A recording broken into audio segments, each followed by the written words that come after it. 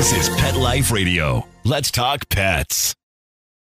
The views expressed by guests on this program do not necessarily represent the views of the host or owners of the Doggy Diva show and do not necessarily constitute endorsement of products. Medical information discussed by guests on this program are those of the guests and is only for informational purposes and should not replace medical advice by your local veterinarian professional. Hi, this is Susan Marie from the Doggy Diva show. This week, celebrating National Animal Disaster Preparedness Day, a veterinarian's private thoughts when they are with your pets, and a new source of healing comfort for your pets. That's what's on our show this week. Let's get started.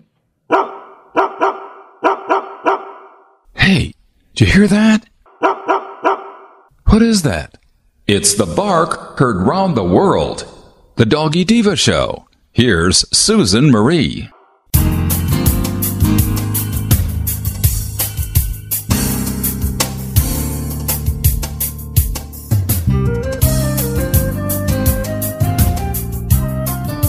Hi, welcome to the Doggy Diva show, the show for animal lovers.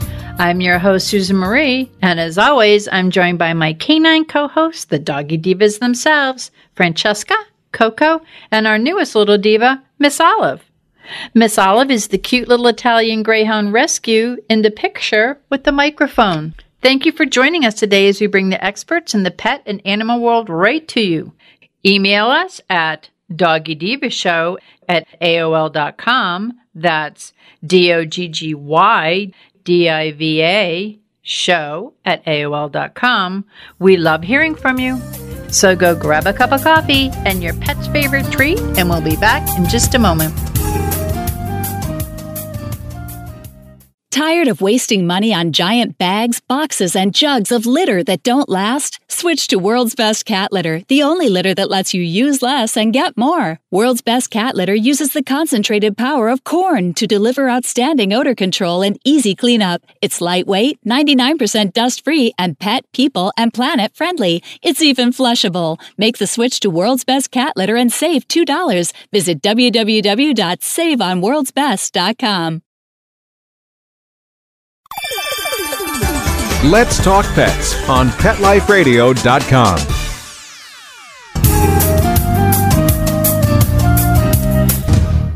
Welcome back, everyone, to the Doggy Diva show. We have with us Monica Leighton, owner of Professional Pet Sitting, and with our pet tip of the week. And you know, Monica, every year we do our disaster preparedness show, which is late May, early June, because our hurricane season in Florida starts in June. But National Animal Disaster Preparedness Day is today. So could you tell us a little bit about it?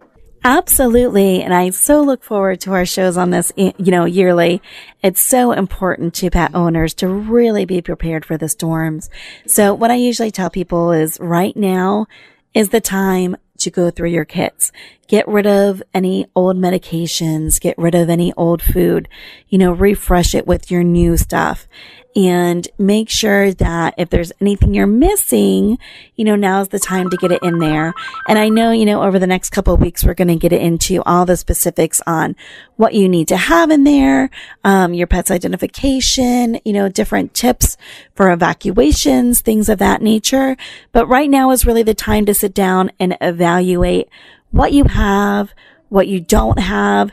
There's so many great things online as far as help with preparedness. And the other thing is really just starting your kit. If you have not started one yet, now's the time. Find something that is waterproof, a little Rubbermaid container. Start finding a crate or a cage that is portable that your pet can fit in. Start getting some of those bigger items done now. And that way you can go back and remember, do I need, does my pet eat canned food? Are they pop top lids? Do I need a can opener? So you need to have a manual can opener. Something that you don't require electricity for. Do I have water for X amount of time? Do I have food for X amount of time? Start going through your list, flashlight and batteries. Just now is the time to really start getting your house, your family, and your pets in order.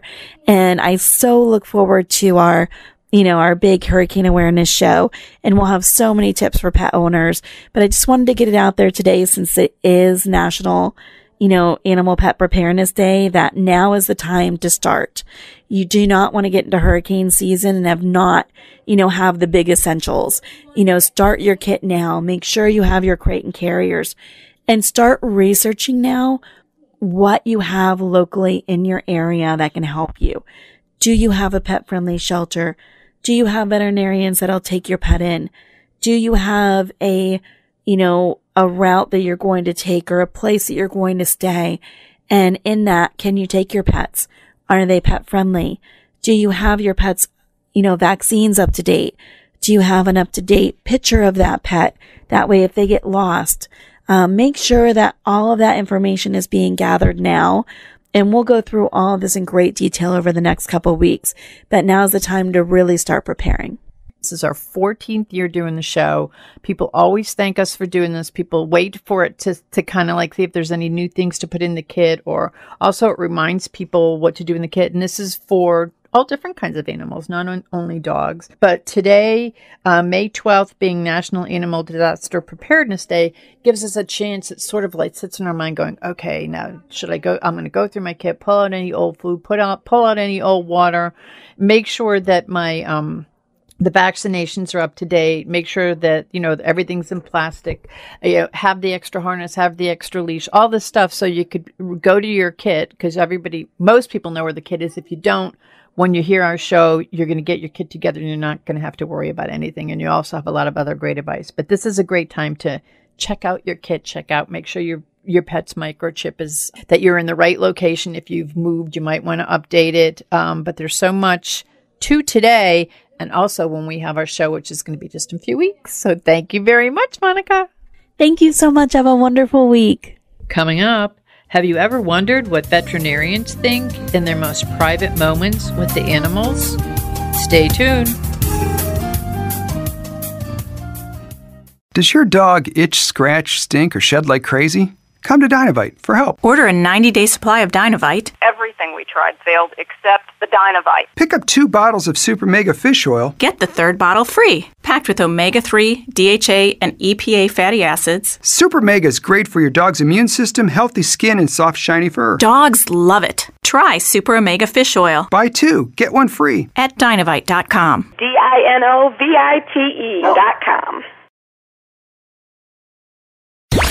Let's talk pets. Let's talk pets On Pet Life Radio. Pet Life Radio. PetLifeRadio.com.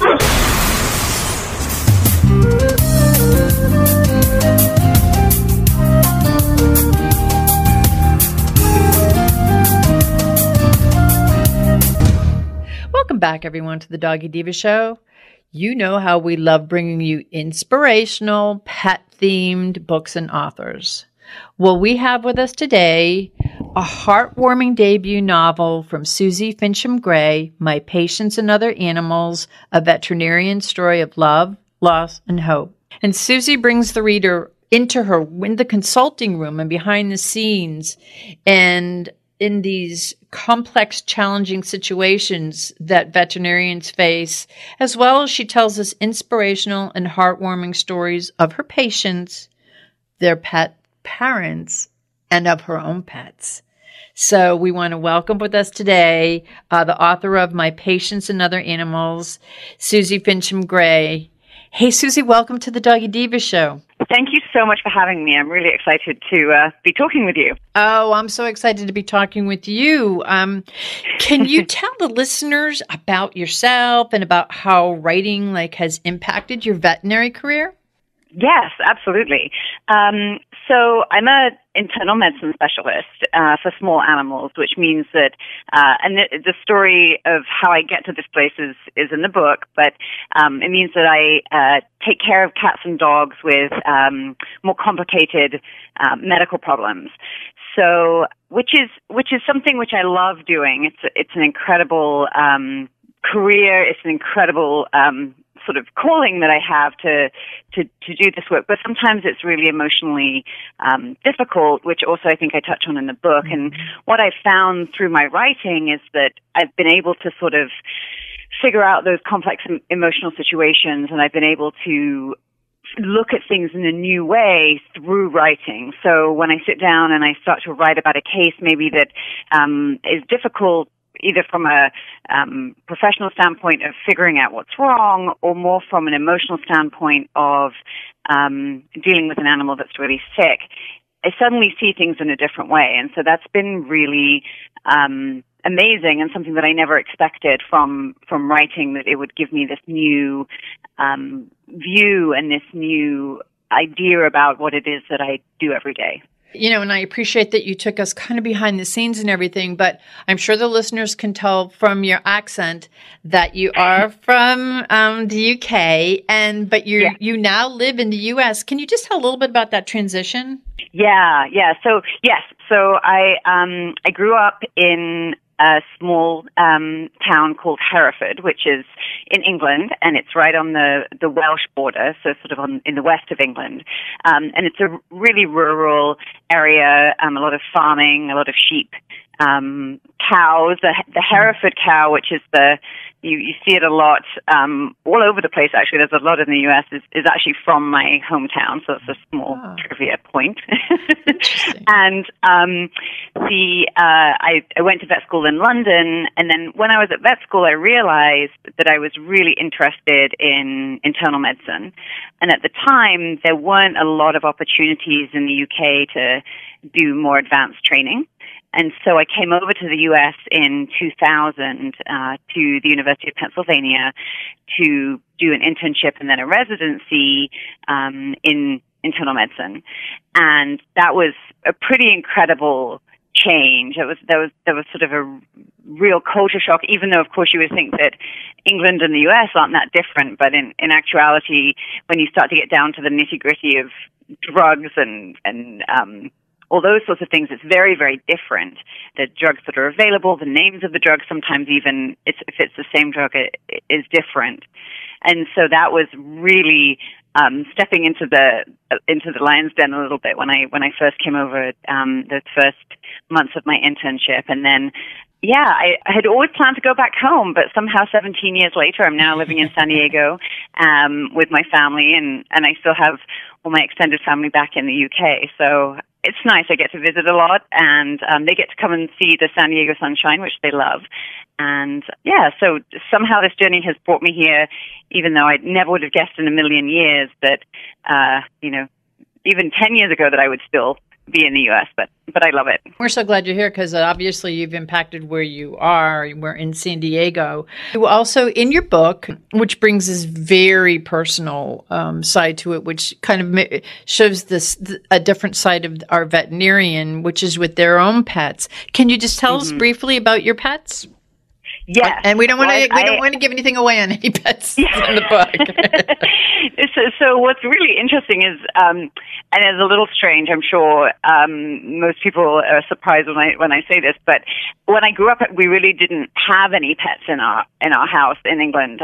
It just wasn't really part of our family, but it was something that I found a pet rock along the way, and had many pet adventures with stuffed animals and such. So when I got to the U.S. in 2000, I came without any pets, and I very quickly acquired my first cat, and he was just amazing. I won't say too much because he is in the book. He is a star of the show in the book. So, but he's amazing. And since then, sort of fast forwarding, 16, 17 years, I now have a full-time family of, at the moment we have 3 cats and 2 dogs. So, it's a ever-rotating show, which, of animal craziness, but I love it. And they really, my own pets, have taught me a lot about that other side of veterinary medicine, which is, of course, the pet parents. And so being so involved in the lives of my patients and also their parents, it's really shown me from the other side as well, when my animals have got sick, how it really feels to be in that position and how hard that is. Well, and I have to tell you, because of what you talked about your pets and about how they affected your life and your perspective on things, that really helped me to see how that other side of our veterinarian is that personal side. But I have to tell you, there's something else that here I am, a person in rescue for years.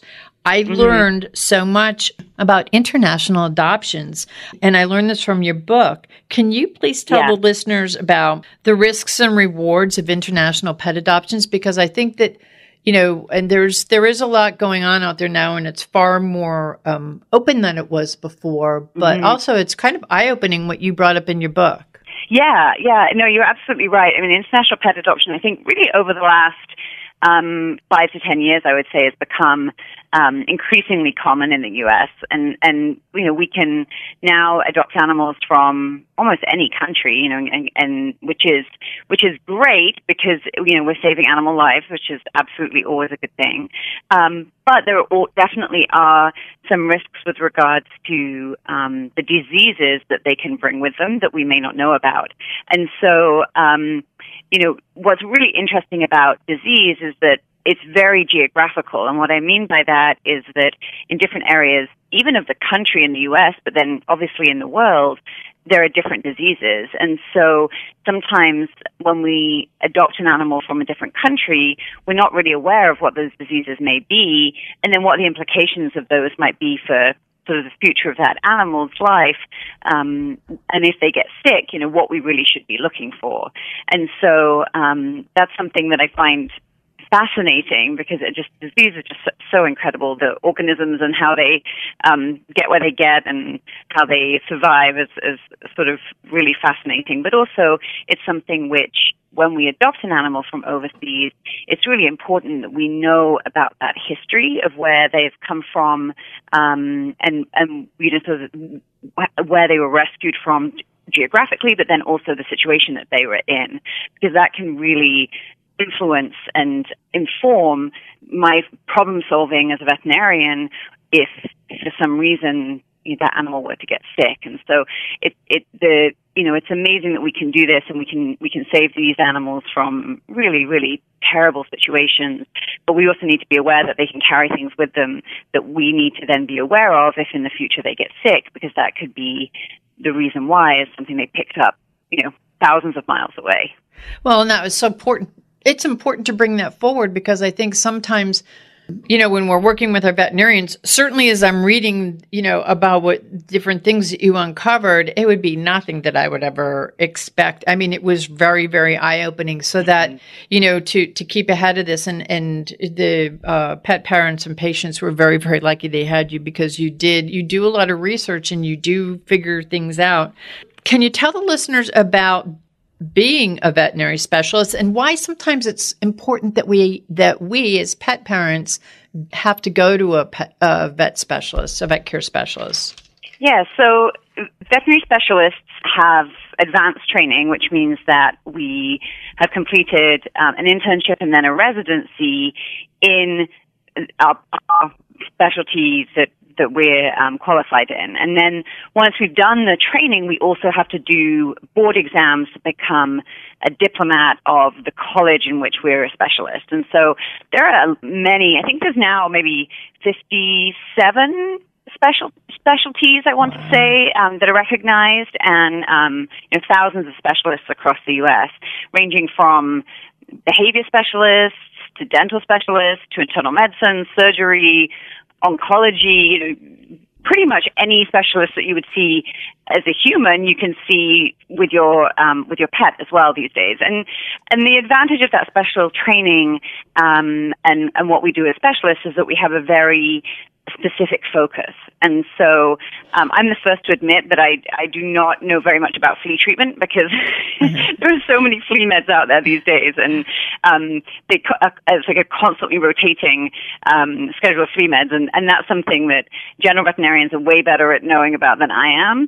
But what I know about are the things that are very specifically focused on internal medicine. And so sometimes there are cases, or there are pets who need special help in a particular area. So maybe, for example, as an internal medicine specialist, I see a lot of animals with diabetes, a lot of animals with kidney problems or liver problems or sort of chronic intestinal problems that aren't getting resolving with sort of the standard care that a general veterinarian can give. And at that point, that's when I can step in as a specialist and really kind of focus in on the specific issue and try to get to the bottom of it and try to figure out, number one, what's going on, and then number two, what we can do about it. And so specialists definitely, I think, have an increasing role in our pets' care as pet insurance becomes more popular and, pet owners are integrating their animal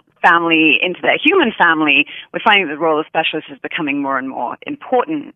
And it's something which I think really allows us to spend more time. So, for example, when I see an owner and they come to see me as a client, I spend usually, over an hour just talking to them about what's going on with their pet and getting the history, which is a real luxury that, often in general practice, you're not able to do that because you just simply have too many patients. And so that's something which sets specialists apart a little bit because we do have a little bit more of that time and that focus. And so that's something which, can really benefit and can really complement what general practice veterinarians do.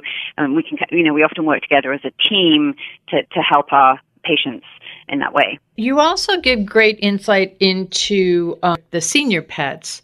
Can you discuss a little bit about this? I happen to adopt. I take senior pets and I take disabled pets. Can you discuss a little bit about the special needs of senior pets? Yeah, it's really an area that I love. I really love seeing geriatric cats and dogs.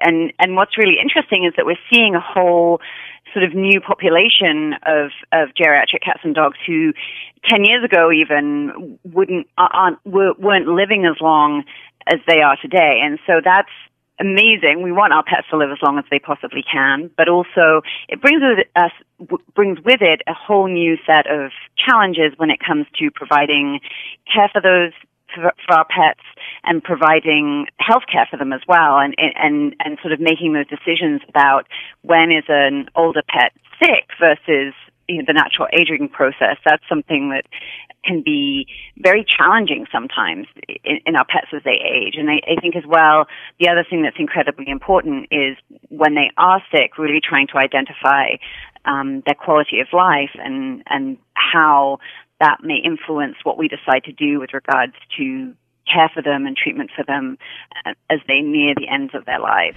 Well, and that kind of brings me to my next question. In your book, you're very open, you're very honest and compassionate about something that probably is the worst thing that a pet parent wants to hear or have to deal with, which is euthanasia.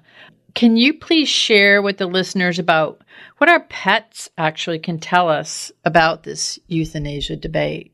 Yes, absolutely. And that is such a good point, because we do need our pets to tell us about when they're not feeling good and about when their quality of life is not so good. And sometimes those changes and sometimes those signs can be incredibly subtle. It's a conversation that I have a lot, and it's something which continues to be very important in my career and is always at the forefront of my mind, is sort of that idea that pets, we need to kind of advocate for them, and and if we listen to what they're telling us, we often can know more about what their quality of life is like than maybe we would understand on the surface. And so I think that our pets are so important and so integrated into our families and are part of our families. And when we're making these decisions about healthcare and about tough choices at the end of life, it's like doing the same for a family member, for a human family member. And so it's something which I think we have to really be an advocate for our pets and not necessarily an advocate for ourselves. And what I mean by that is it is an incredibly difficult decision to make, as you said, and it's something that none of us want to do. But unfortunately, all of us as pet owners will probably be faced with at some point in our pet-loving lives. And it's something which, we need to take ourselves a little out of that equation when we're looking for the right thing to do for our pets, because it's really, really difficult when we love our pets as much as we do to make a decision that's incredibly hard. But we need to think about how our pets are really feeling from a physical standpoint, and not make a decision that is right for us, but make a decision that's right for them. And that's something that I think is very important, that I think about a lot, every day when I'm seeing patients. I think about trying to make the decisions that are best for pets, which is it sounds like something we would always do, but it's something that in reality is incredibly difficult because we love them so much. Absolutely. And again, in your book, you really touched upon it, and you did it in a very ethical and yet compassionate way. But where can the listeners go to learn more about you and to learn more about My Patients and Other Animals? Yeah, so I have a website. My website is my name, which always causes confusion. Fincham is always difficult to spell, but my website is SuzyFincham-Gray.com. I am on Facebook as Suzy Fincham-Gray author, and if you follow me on Facebook, then I always try to post little interesting pet snippets that I've read, and the latest information about where I might be doing a book signing or speaking or just links to incredible radio shows like this one. All that information is going to be on my website and on Facebook. Well, I want to thank you for being with us today. I mean, I love your book. It was so, as I keep saying, it was heartwarming, introspective, and it's a real ethical look at the role that a veterinarian's life is all about, actually. And I want to remind the readers that the book is My Patients and Other Animals. And I want to thank you for being a guest on our show today. And I also want to thank you, Suzy, for all that you are doing for the pets and for the pet parents in this book. It was a very, very good read. I really recommend it. My Patients and Other Animals by Suzy Fincham-Gray. I can guarantee that you're going to look at your vets in a totally different way. You're going to see that other side of them, because it's a very introspective, very, very good book. Thank you so much. And, you saying that just is incredible to me, because that was exactly one of the things I wanted to really do with this book, was just show people maybe a little different side of being a vet and how it is for us, as veterinarians. And so for you to say that you got that from the book is really touching and very meaningful to me. So thank you so much. Thank you. And again, thank you for writing this book. It was very good. And I read a lot of animal books, and I'm telling you, this was very heartfelt. I could feel it, and very enlightening. Thank you so much. I learned a lot from it. So thank you so much, and you have a great day. Thanks, you too. Okay, we'll be back in just a moment. Hi, Doggy Diva Show listeners. Susan Marie here to take just a half a minute to let you know how much we appreciate your being with us every week to hear great dog tips you can use with your pet, some great stories about rescues, fostering, and some heartwarming stories about second chances for pets who are now in loving forever homes. Be sure to go to our website, thedoggydiva.com, to see pictures of Miss Olive and other dogs we talk about on the show and get to know us a little better. That's thedoggydiva.com, DOGGY. We appreciate your feedback too. Okay, let's get back to the show. Coming up, a new source of healing and comfort for your pets. Stay tuned.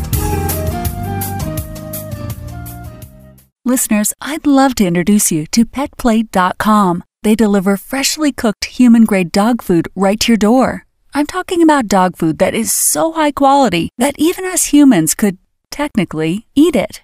I've been feeding PetPlate to my pup for the last 2 weeks, and it's perfect for my picky pup, and perfect for me since I'm so busy. So if you want something super healthy, really tasty, and ready to serve, go to petplate.com/spot to get 30% off your first box.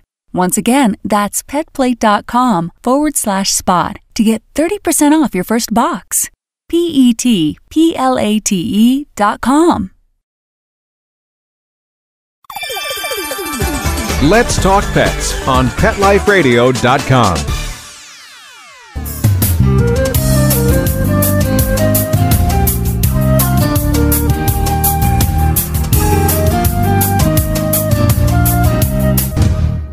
Welcome back, everyone, to the Doggy Diva Show. We are so happy to welcome back a truly successful entrepreneur in the pet industry. She's the CEO and founder of not one, but two successful companies. And her success has been rooted in first identifying a problem and then finding innovative ways to solve it. And she is helping pets and pet parents everywhere. We want to welcome back to the Dog Diva Show the founder and first company to create PCR hemp oil infused products for pets, which are so popular now. We want to welcome back Julianna Carella, the CEO and founder of Treatibles. Hey, Julianna, how are you? I'm great. Great to be back on the show, and thanks for having me. Oh, it's our pleasure, and it's amazing how when you were our guest last time to where you are now, the awareness and the education and, the people know the benefit of what your treats are. So first off, because you are such a success and, and I love to have a female on who has a phenomenal success story, and you certainly have one. Can you please tell the listeners a little bit about yourself? So I started a company called Auntie Dolores back in 2008, which is a cannabis company. We're one of the oldest cannabis companies in the world. And when we first started, we were making edibles for human beings, mostly THC focused, because, of course, at the time, nobody really knew much about CBD. A few years later, we became more aware of CBD. We'd heard that they were giving this to children with epilepsy, that it was non-psychoactive, and it had all these health benefits. We started to have our cultivators in California grow some of these particular cannabis strains that were rich in this other component. And we started to get requests back in 2011 and 2012 from the patients that were using our human product line. Some of these people were asking if they could give these same products to their animals, and we knew enough about those products to know that they were not appropriate for animals. So we really set out to create a product line that was suitable for animals, that contained the non-psychoactive components of the plant and the beneficial components that were appropriate for animals. So we were in a unique position with our cultivators in California to actually be able to grow these particular plants that were very specific and quite different use and outcome. So that's really how Treatibles got its start.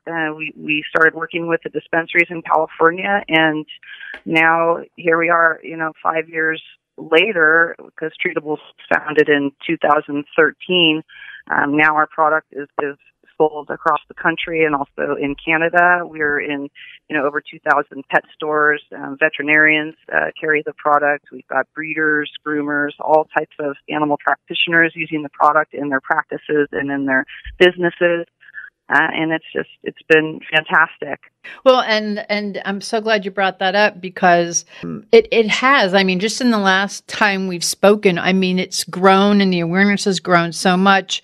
I knew people who I personally knew who were questioning me when you're on. They're like, "Oh, now can you tell me about that? I don't understand it." To now their pets are on it and they fully understand it and they see the benefits of it. And and it's true, like what I said, you identify the problem and then you solve the problem. Now, can you tell the listeners about Treatibles and how they benefit our pets? Because there are some specific things that our pets have, illnesses our pets have, or conditions our pets have that they specifically address. Well, I think we should take a couple steps back, if we could, and just talk a little bit about the science, because that's obviously very important here. All animals have an endocannabinoid system, which is a receptor system in their body. It's similar to the human endocannabinoid system, but as it turns out, animals are more sensitive in many ways than humans, and dogs would be the most sensitive because they just happen to have the highest number of receptors in their body and their brain. So animals are particularly sensitive to these chemicals. This is why THC can be so toxic to animals, especially dogs. At the same token, it also points to how efficacious the other components of the plant that are suitable for animals, just how efficacious they can and are. So this is really where we see, what's appropriate for animals and how it affects their systems when they take these chemicals in. Cannabinoids are essentially chemicals that we in our animals' bodies produce naturally. When we don't produce enough of them, it's advisable to take it in from the outside, and that's where the cannabis and the hemp plant comes in. It's almost like being vitamin deficient and needing to take in vitamins to satisfy that deficiency. It's the same thing with our endocannabinoid system.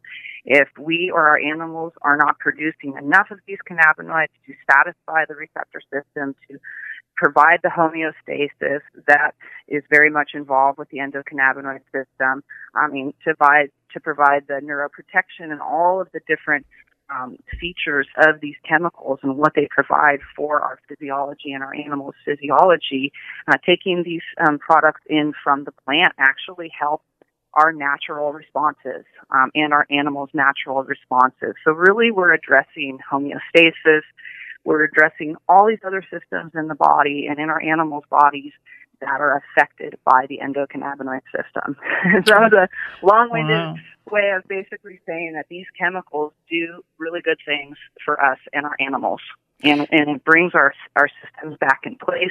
It makes our nervous system act more efficiently. It makes our immunity more efficient. It makes everything work better, basically. So this is why we're seeing conditions like anxiety are addressed with phytocannabinoids, because they go straight to the receptor system and balance it, removing anxiety and removing the neurological involvement that produces the anxiety. Right? So anxiety is the number one condition that we can work with cannabinoids. And the second condition is inflammation and arthritis, joint pain. All of these things are also very much affected by the endocannabinoid system. And again, you're just giving the system something that it needs already. And we see a lot of amelioration with joint pain and inflammation of any kind, hip dysplasia. All of these conditions that our animals suffer with are, the cannabinoids are fantastic for that. So those are the two, large groups of customers that are using our product. Of course, it's also beneficial for seizures. As your listeners probably know, CBD is undergoing FDA approval right now with a pharmaceutical company in the UK is developing epilepsy medicine for children with CBD, because it's now a well-known fact that CBD and other cannabinoids are beneficial for seizures. It's also beneficial for cancer and the side effects of cancer treatment. The list goes on and on. I mean, the endocannabinoid system is really has a lot to do with our physiology, and this is why these chemicals can address so many different conditions, and they're beneficial for so many different species. Can you talk about like the other ingredients? I mean, the ingredients that go into this, because as you said, it's like almost an entire nutritional composition. Yeah, and these products are really more supplement in nature. They're not food products. They're supplement type products.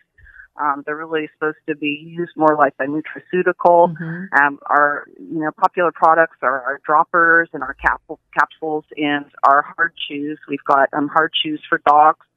They contain turmeric as well, which is obviously another active ingredient that addresses inflammation. The combination of the turmeric, which the active ingredient in turmeric is curcumin. The combination of curcumin with the cannabinoids is phenomenal for, all the joint issues that our animals experience. So, yeah, we're always interested in adding other ingredients that work well with the cannabinoids, but actually the cannabinoids by themselves have such phenomenal results, too. And our dropper bottles can also be used as a topical, so for animals with any kind of skin conditions, it works fantastic for that. And I think that this is what's coming out, Julianna, since I said that since the last time I spoke with you, when we spoke last time, I think that it was something kind of new and people were like going, well, wow, how does that relate to me? And people are starting to like jump totally on board and they see the benefits of this. So where can the listeners go to learn more about you? Number one, I mean, you're a tremendous success. And where can they learn more about Treatibles and where to purchase them? them? I know that you're now you are everywhere. I mean, it seems as though you're in so many retailers now. Yeah, and the product is actually made from the cannabinoids that are derived from the hemp plant, so it's got different limitations than if we were to be producing this product from cannabis. So being that it's derived from hemp means that we can sell it across the country. If you visit our website, treatibles.com, and it's spelled treatibles.com, you can visit our store locator to see where in your area the product might be available. You're also welcome to order directly from us. We're, obviously filling orders all day long. Our product ships all over the world. So that's how your listeners can find us. There's a lot of educational information on our website. We're very big on education because we understand that there's a lot of misinformation out there. There's a lot of misconceptions. And we're interested in just sticking to the facts and also presenting all of the information that our customers give back to us. We have over 1,000 product reviews on our website. Very informative. These reviews tell us exactly what's happening with the product and the customers that are using it. We've got testimonials on our website. So if any of your listeners are interested in finding out what other pet guardians are experiencing, that's probably the best place to go for that. Additionally, we're very big on transparency because we understand that, legally there's not a lot of regulations around these types of products yet. And we, in a certain sense, have to be self-regulated, which means we lab test every step of the way in the production of this product, and we share these lab tests with our customers because we want them to understand exactly what they're getting in the product. We also want them to know that it's free of heavy metals, it's free of biocontaminants, and all of those other dangerous things that can show up in products when the producers are not conscientious about the end result. So these are all things that are really important to us with our relationship with our customers. We're a company that believes in phenomenal customer service. We actually answer the phone when our customers call us, and in many cases we spend a good amount of time talking to them to explain to them how they can use the product to help their animals. Well, and I'm sure that part of that, because of your customer service, your vast amount of knowledge on this, and that's helped to make your company so successful. I mean, it's grown so much. And like I said, you're like the first to ever get it out there. And I'm so happy that you came back on our show. I'm so happy that you did fill in the listeners. There's probably so much that they want to know because, as I said, veterinarians have talked to me about it. People that I know, people that I'm close to have talked to me about it. And the benefits to the animals is amazing. So I'm so glad that you took the time to come back and talk to our listeners about it.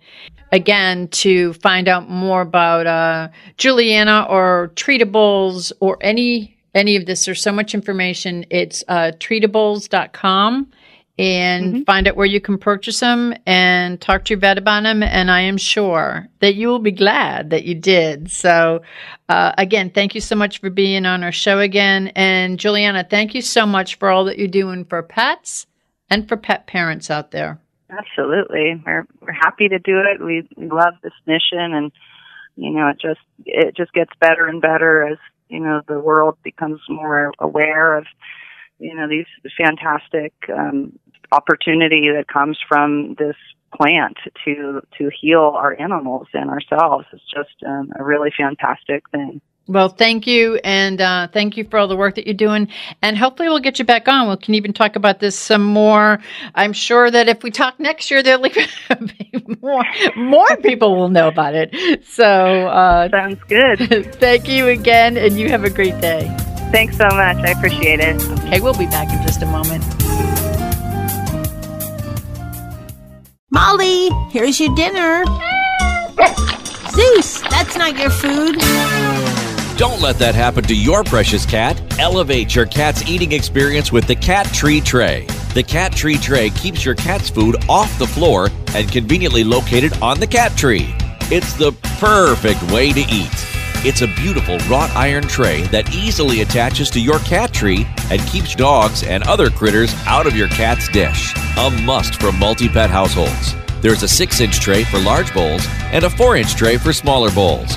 Purchase your cat tree tray today. Go right now to cattreetray.com. That's cattreetray.com. CATTREETRAY.com.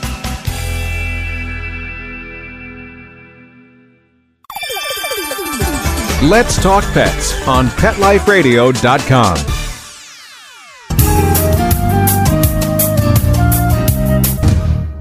In honor of Mother's Day this weekend, Miss Olive and all of us here at the Doggy Diva Show wish both human and pet moms a very happy Mother's Day.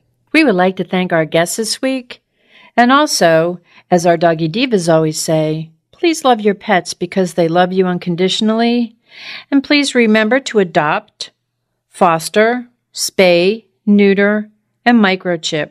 And as always, please have a great Diva week, everyone. That's all for this episode of the Doggy Diva Show. To find out more, go to our website, thedoggydiva.com. Also, find us on our Facebook page, The Doggy Diva Show, and tell your fellow dog lovers about it. Don't miss Susan Marie, Miss Olive, and the Doggy Divas right here for the next episode. See you again soon.